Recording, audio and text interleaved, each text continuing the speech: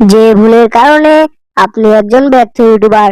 আমি জানি আপনিও নিশ্চয়ই এই ভুল করেছেন।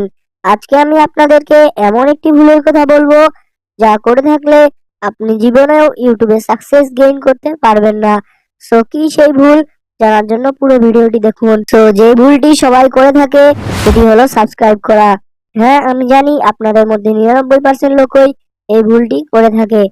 মানে আমি বলতে চাইছি আপনাদের মধ্যে 99% ইউটিউবারই যার মোবাইল পায় তার মোবাইল দিয়েই নিজের চ্যানেলটি সাবস্ক্রাইব করে দেয়, যেটি মারাত্মক ভুল।